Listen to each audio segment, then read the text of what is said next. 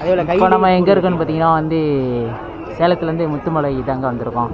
இப்போ வந்து ஏற்காடு போனோம், அது அந்த அளவுக்கு வந்து ஒரு இன்ட்ரெஸ்ட் இல்லை. சரி நம்ம வந்து முருகனை பார்க்க போவோம் தான் வந்து கிளம்பி வந்தாச்சு. ஸோ வந்தால் இந்த இடம் தான்.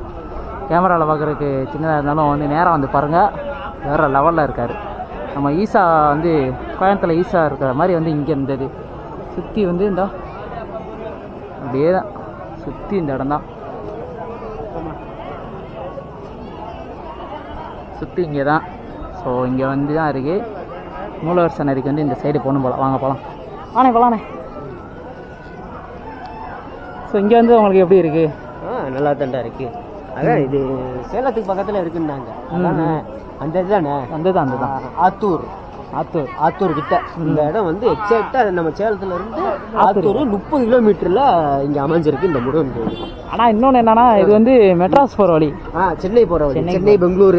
சென்னை பெங்களூரில் இல்லை, சென்னை வழி தான். பெங்களூர் அங்கிட்டு சென்னை கிட்ட வந்திருக்கோம். அப்போ ஆமாம், எக்ஸாக்டாக சொல்ல போனால் அதாவது நாங்கள் பிளான் பண்ணது வந்து நாங்கள் சென்னைக்கு போகிறோம் அப்படின்னு சொல்லி பிளான் பண்ணோம். இப்போ என்னன்னு கேட்டிங்கன்னா அது கிட்டக்கே வந்திருக்கோம். அதுதான் பெரிய இது.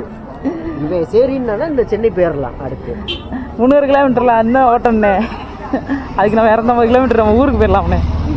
அந்த பிளானிங் வந்து ஏற்காடு. ஆனால் இந்த வட்டம் வந்து அது வந்து இவ்வளோ சொதப்புன்னு நாங்கள் நினச்சி பார்த்ததில்ல.